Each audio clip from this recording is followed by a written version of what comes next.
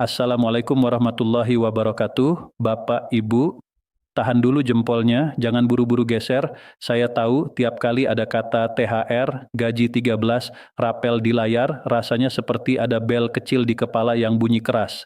Antara berharap, antara capek, antara takut salah paham lagi. Dan justru karena perasaan itu campur aduk, banyak orang akhirnya keburu percaya potongan info yang sepotong, keburu panik, keburu share, keburu nyimpulin.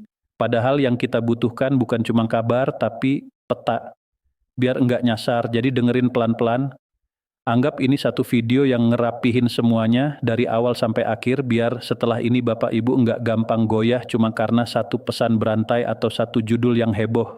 Saya paham banget ritme hidup pensiunan itu beda. Dulu waktu masih aktif, rutinitas padat, kita sibuk, kepala penuh urusan, dan waktu berjalan cepat. Sekarang, banyak yang bilang masa pensiun itu lebih tenang. Tapi yang ngalamin tahu, tenang itu bukan berarti tanpa beban. Tenang itu kadang artinya kita punya waktu lebih banyak untuk mikirin hal-hal yang dulu ketutup oleh kesibukan. Dan salah satu yang paling sering kepikiran adalah kepastian penghasilan. Karena kebutuhan enggak ikut pensiun. Harga jalan terus, kesehatan butuh perhatian, cucu-cucu butuh didukung, dan hidup tetap minta kita siap. Jadi wajar kalau topik THR, gaji 13, dan rapel selalu jadi topik yang bikin dada agak ketat. Nah, saya memulai dari satu kesalahan besar yang paling sering kejadian. Banyak orang mencampur aduk tiga istilah ini seolah-olah sama. THR, gaji 13, dan rapel itu tiga hal yang beda. Mirip-mirip, iya. Datangnya sering berdekatan, iya. Tapi konsepnya beda, jalurnya beda, dan cara kita menyikapinya juga beda. Kalau ini sudah rapi di kepala, setengah masalah selesai. Karena salah paham biasanya lahir dari campur-campur. Seperti masuk dapur, garam dikira gula, terus marah karena rasanya aneh. Padahal bukan gulanya yang salah, tapi kita yang keliru sejak awal. THR itu ibarat tambahan penghasilan menjelang hari raya. Tujuannya sederhana, bantu kebutuhan yang biasanya naik menjelang momen besar. Karena kita semua tahu, menjelang lebaran, pengeluaran itu punya gaya sendiri. Ada yang untuk kebutuhan rumah, ada yang untuk berbagi, ada yang untuk silaturahmi, ada yang untuk persiapan keluarga. THR hadir untuk menguatkan daya tahan kita menghadapi momen itu. Dan karena THR berkaitan dengan kebijakan tahunan, biasanya aturan teknisnya selalu menunggu penetapan resmi di tahun berjalan. Jadi jangan heran kalau setiap tahun meskipun tahun sebelumnya ada, tahun ini tetap ada masa menunggu. Menunggu bukan berarti hilang, menunggu itu bagian dari proses. Yang bikin orang tersiksa itu bukan menunggu, tapi menunggu sambil ditusuk rumor. Gaji 13 itu beda lagi. Banyak yang menyangka gaji 13 itu bonus kedua yang fungsinya sama seperti THR. Padahal arahnya biasanya lebih dekat ke dukungan kebutuhan pertengahan tahun, atau kebutuhan musiman tertentu sering juga dikaitkan dengan kebutuhan pendidikan keluarga atau fase pengeluaran yang kembali naik setelah awal tahun. Intinya, gaji 13 itu semacam tambahan penguatan pada waktu yang berbeda. Jadi kalau THR identik dengan momen hari raya, gaji 13 identik dengan momen pengeluaran lain yang juga berat. Dan sama seperti THR, gaji 13 pun biasanya punya jalur kebijakan sendiri, meskipun sering diumumkan dalam satu paket dan sering dibicarakan barengan. Nah, yang paling sering bikin salah paham adalah rapel. Karena rapel itu bukan tambahan hadiah, rapel itu selisih hak. Selisih yang muncul karena ada perubahan nominal yang berlaku sejak suatu titik waktu, tetapi penyesuaian pembayarannya baru berjalan setelah sistem dan administrasi selesai. Jadi rapel itu seperti hak yang tertahan, bukan karena diambil tapi karena proses. Kalau ada kebijakan penyesuaian yang dihitung sejak tanggal tertentu, tapi realisasi pembayarannya baru terjadi belakangan, maka selisihnya menumpuk. Nah, tumpukan selisih itu yang disebut rapel. Jadi rapel bukan sesuatu yang bisa ada atau tidak ada sesuka hati rumor. Rapel hanya muncul kalau memang ada selisih yang harus dibayar. Kalau tidak ada kebijakan yang memicu selisih, ya tidak ada rapel, sesederhana itu. Tapi orang sering salah karena mendengar kata rapel, lalu langsung membayangkan uang besar pasti masuk. Di titik ini saya mau ajak Bapak, Ibu bersikap dewasa. Dewasa itu bukan berarti enggak berharap. Dewasa itu berharap dengan cara yang benar, karena berharap yang salah akan melahirkan kecewa yang panjang. Kalau kita mau aman, pertanyaannya bukan kapan cair dulu. Pertanyaannya dasarnya apa dulu. Ini penting, karena yang bikin kita sering lelah adalah kita loncat ke ujung, padahal pangkalnya belum jelas. Sekarang saya mau rapiin alurnya, anggap ada 3 lapis proses sebelum uang benar-benar masuk ke rekening. Lapisan pertama, sinyal atau rencana, biasanya orang menyebut sinyal kuat, sudah dianggarkan, sudah disiapkan. Ini level rencana, level niat, level persiapan. Level ini bisa menggembirakan tapi belum berarti bisa ditarik ke ATM besok pagi. Lapisan kedua, aturan yang mengikat. Ini tahap ketika semuanya sudah ditetapkan secara formal. Di tahap ini barulah jelas siapa yang masuk, komponen apa yang dihitung, dan kapan mekanisme dimulai. Lapisan ketiga, pelaksanaan teknis. Disinilah sistem bergerak, data dicek, daftar penerima disinkronkan, proses perbankan disiapkan, lalu transfer berjalan bertahap. Banyak orang mengira kalau lapisan kedua sudah ada, lapisan ketiga otomatis selesai dalam semalam. Padahal, pelaksanaan teknis itu sering butuh jeda karena berurusan dengan jutaan data manusia, bukan 1-2 rekening.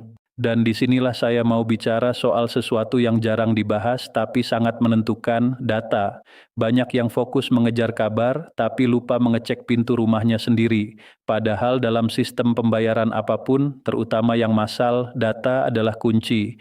Bukan karena hak bapak, ibu diragukan, tapi karena sistem harus memastikan uang yang dikirim itu tepat sasaran. Satu karakter beda di nama bisa bikin sistem menahan sementara. Rekening yang pasif bisa bikin transfer gagal. Perubahan status keluarga yang belum diperbarui bisa memicu verifikasi ulang. Ini bukan cerita menakut-nakuti. Ini realita yang sering membuat orang panik, lalu panik itu dimanfaatkan penipu. Saya mau berhenti sebentar di sini dan ngomong tegas. Kalau ada orang yang menghubungi bapak, ibu mengaku bisa mempercepat THR, gaji 13 atau rapel, lalu minta data sensitif, minta OTP, minta PIN, minta transfer biaya administrasi, itu bukan membantu, itu memburu. Kalau ada yang mengirim tautan dan bilang klik untuk verifikasi agar tidak hangus, itu bukan prosedur, itu jebakan. Hak yang sah tidak butuh calo. Hak yang sah tidak butuh bayar jalan pintas. Hak yang sah tidak meminta OTP dari penerima. Ini prinsip yang harus kita tanam, bukan cuma untuk diri sendiri, tapi untuk keluarga. Karena sering yang jadi korban bukan yang menerima langsung, tapi anak atau cucu yang niatnya membantu, tapi kurang waspada.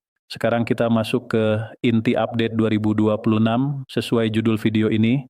Saya tidak akan mengajak Bapak Ibu berenang di angka-angka liar yang bertebaran, karena angka tanpa dasar itu hanya membuat emosi naik turun. Yang saya lakukan di sini adalah meluruskan cara membaca situasi supaya Bapak Ibu tidak salah paham, tidak mudah terpancing, dan tidak gampang menelan kabar mentah. Untuk THR 2026, yang paling penting dipahami, THR itu bukan gaji bulanan yang otomatis. THR itu kebijakan yang biasanya mengikuti ketetapan tahunan. Jadi wajar kalau ada fase menunggu. Yang bisa Bapak Ibu lakukan bukan menebak-nebak tanggal setiap hari, tapi menyiapkan diri agar ketika mekanisme berjalan, tidak ada kendala di sisi kita. Pastikan rekening penerima aktif. Pastikan data identitas yang terhubung dengan rekening sesuai. Pastikan nomor kontak yang dipakai untuk layanan perbankan aman. Ini langkah kecil, tapi efeknya besar. Karena kalau semua sudah rapi, ketika pembayaran dilakukan, Bapak Ibu tinggal menerima, bukan berurusan dengan koreksi. Untuk gaji 13, logikanya mirip, kebijakan tambahan yang biasanya berjalan dengan ketentuan tersendiri. Orang sering bertanya, apakah penerimanya sama? Secara umum, pembahasan mengenai siapa yang menerima biasanya mengikuti skema penerima penghasilan rutin sesuai status. Tapi, detailnya selalu kembali ke aturan pelaksanaan tahun berjalan. Jadi, jangan mendahului. Yang perlu kita pegang adalah gaji 13 bukan THR kedua dan bukan rapel yang lain. Gaji 13 adalah komponen tersendiri. Kalau nanti muncul kabar gaji 13 digabung dengan THR atau gaji 13 dihapus pasti, tahan dulu. Tanyakan, ini pernyataan resmi atau hanya spekulasi? Karena rumor sering memakai kata pasti untuk menghipnotis. Sekarang rapel, ini bagian yang paling sering bikin bising, karena rapel selalu terdengar seperti uang yang belum dibayar. Dan ketika orang mendengar itu, otak langsung membuat gambar besar, berarti akan ada transfer besar. Padahal sekali lagi, rapel bergantung pada selisih yang sah. Jika ada perubahan yang berlaku surut, maka rapel bisa muncul. Jika perubahan tidak berlaku surut, rapel bisa tidak ada. Jadi rapel bukan sekadar jadwal, rapel itu konsekuensi hitungan. Dan hitungan itu bergantung pada data tiap orang. Jadi jangan bandingkan rapel Anda dengan rapel orang lain hanya dari cerita di warung kopi atau grup. Dua orang bisa sama-sama pensiunan, tapi komposisinya beda. Golongan beda, masa kerja beda, tanggungan beda, dan itu mempengaruhi hitungan. Membandingkan tanpa memahami variabel itu seperti membandingkan ukuran baju tanpa melihat ukuran badan. Saya tahu ada yang akan bertanya, kalau begitu kita harus ngapain? Masa cuma menunggu? Nah, ini bagian penting. Menunggu itu bisa pasif, bisa aktif. Yang pasif itu menunggu sambil panik, sambil marah, sambil menyebar kabar. Yang aktif itu menunggu sambil menyiapkan data, menyiapkan mental, menyiapkan rencana keuangan, dan saya lebih suka Bapak Ibu menunggu dengan cara yang aktif, karena itu memberi kontrol, meskipun kita tidak bisa mengatur kapan pengumuman keluar, kita bisa mengatur kesiapan diri. Sekarang saya ajak Bapak Ibu bikin checklist ya sederhana, bukan untuk menakut-nakuti, tapi untuk melindungi hak. Pertama, cek rekening. Rekening yang dipakai untuk menerima pembayaran itu aktif atau tidak.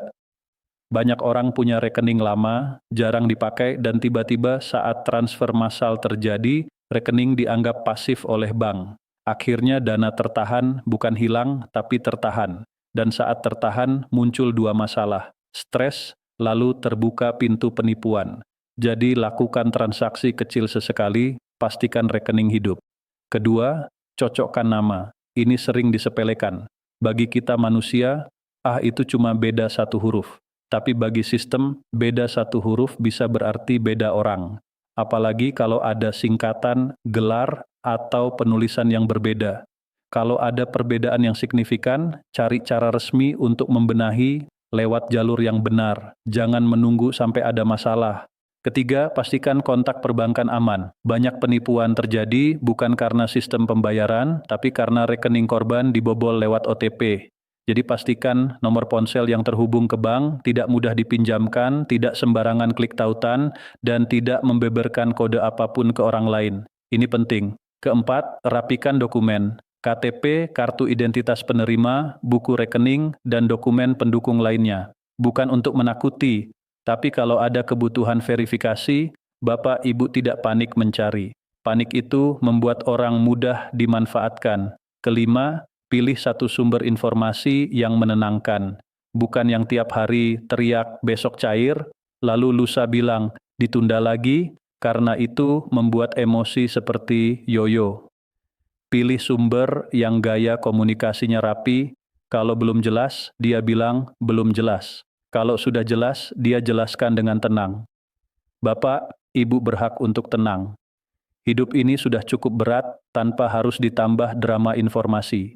Sekarang saya mau bicara tentang satu hal yang juga penting, mental saat menerima dana tambahan. Ini jarang dibahas, tapi sebenarnya krusial, karena banyak orang menunggu THR atau rapel dengan pikiran, nanti kalau cair, semua masalah beres. Padahal kenyataannya, dana tambahan itu membantu, tapi tidak otomatis menyelesaikan semua. Yang menyelesaikan itu cara kita mengelola. Kadang rapel atau THR datang, lalu habis begitu saja karena tidak sempat direncanakan. Lalu beberapa minggu kemudian kita kembali cemas. Jadi sebelum dana datang, rencanakan. Bukan rencana yang ribet, cukup 3 pos sederhana. Pos pertama, kebutuhan pokok dan kesehatan. Pos kedua, kewajiban mendesak, termasuk utang jika ada. Pos ketiga, cadangan. Setelah itu baru bicara keinginan. Ini bukan ceramah, ini strategi bertahan. Dan kalau Bapak Ibu termasuk yang suka membantu keluarga, itu mulia. Tapi bantu dengan bijak. Jangan sampai kebaikan kita membuat kita rapuh. Karena masa pensiun itu harus dijaga. Kita sudah bekerja lama, sekarang waktunya menikmati dengan aman. Bantu anak cucu boleh, tapi pastikan kebutuhan kita tidak dikorbankan. Kadang ada rasa enggak enak, tapi lebih enggak enak kalau nanti kita sendiri kerepotan. Sekarang kembali ke tujuan video ini. Biar tidak salah paham lagi. Saya mau tutup dengan 3 kunci yang bisa Bapak, Ibu pegang setiap kali ada kabar baru beredar, kapanpun, bukan hanya 2026. Kunci pertama, pisahkan istilah. THR beda, gaji 13 beda, rapel beda. Kalau ada informasi, tanya dulu. Ini bicara yang mana? Jangan sampai kita menganggap rapel itu THR atau menganggap gaji 13 itu rapel. Salah paham kecil di awal bisa bikin salah langkah besar di akhir. Kunci kedua, bedakan rencana dan eksekusi. Rencana itu sinyal, eksekusi itu uang masuk rekening. Di antara keduanya ada aturan dan ada proses teknis. Jadi kalau dengar sudah disiapkan, jangan langsung menyimpulkan besok cair. Sabar, tapi sabar yang aktif. Kunci ketiga, lindungi data. Tidak ada pihak resmi yang minta OTP. Tidak ada prosedur yang mengharuskan bayar biaya pencairan. Tidak ada jalan pintas. Begitu ada yang minta data sensitif, berhenti. Lebih baik dicurigai terlalu hati-hati daripada menyesal karena terlalu percaya. Bapak, Ibu, saya tahu menunggu itu melelahkan, apalagi kalau kebutuhan hidup terasa makin berat. Tapi saya juga percaya satu hal, ketenangan itu bisa dilatih. Dan ketenangan itu bukan berarti kita menyerah, ketenangan itu strategi. Kita tetap waspada, tetap cek data, tetap pantau kabar, tapi kita tidak membiarkan diri diguncang rumor.